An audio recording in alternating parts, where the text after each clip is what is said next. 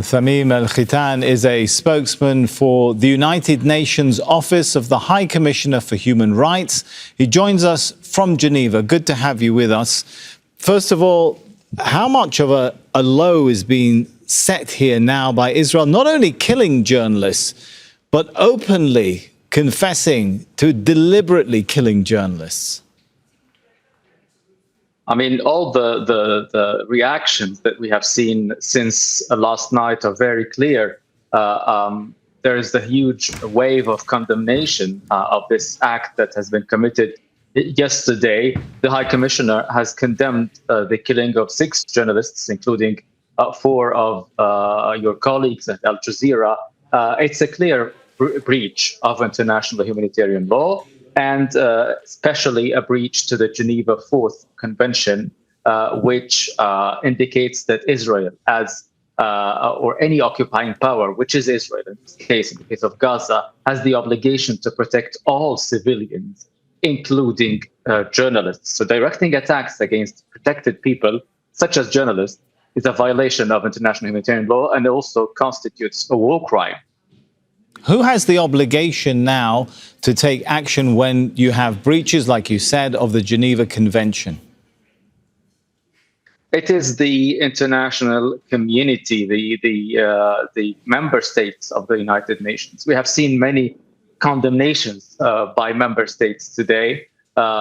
These need to be followed by action.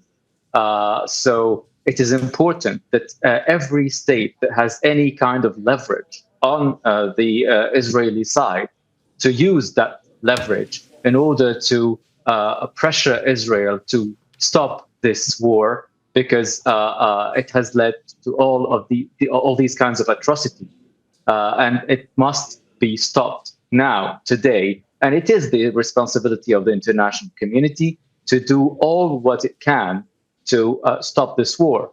In terms of journalists specifically, our office has documented up until now 242 Palestinian journalists killed in Gaza since the 7th of October 2023, including 210 women and 210 men and 32 women.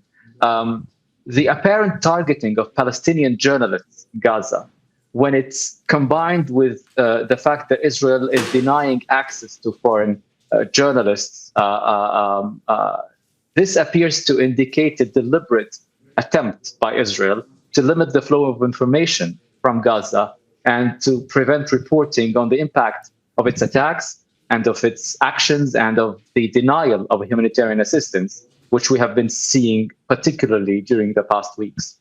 And how disturbed is the Office of the High Commission for Human Rights at not only the obvious issue of the killing, deliberate, unashamed killing of journalists, but it was done on a tent full of journalists by the gates of a hospital, an attack that also damaged the entrance to an emergency ward.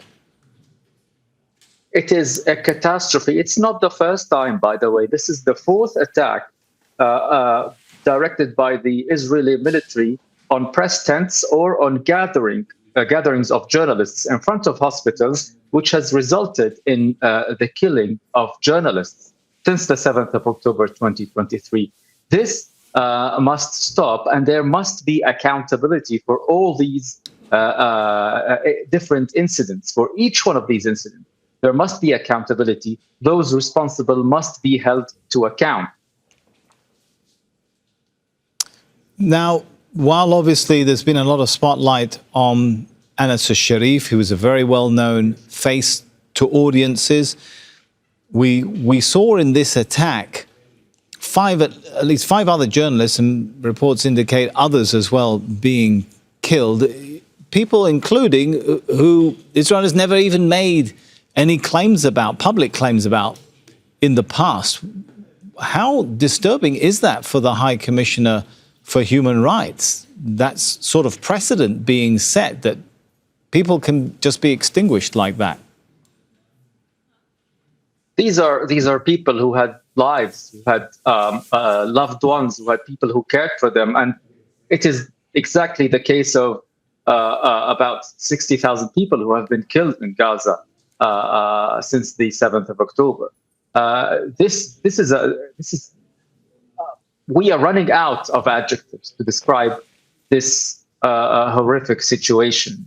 And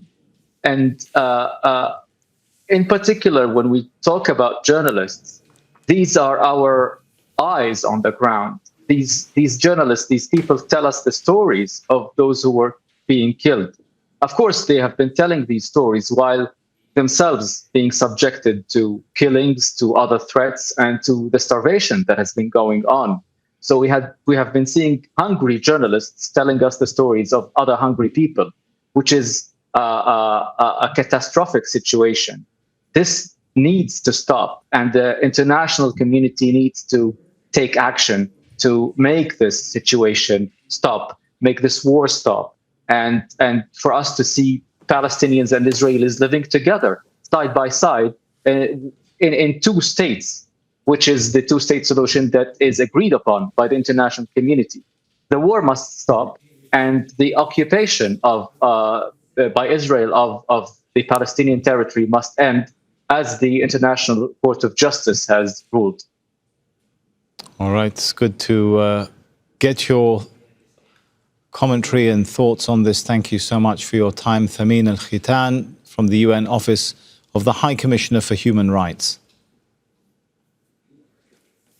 Don't miss out. Get the full picture. Subscribe to Al Jazeera for reliable news, expert insight. Like, share, stay ahead.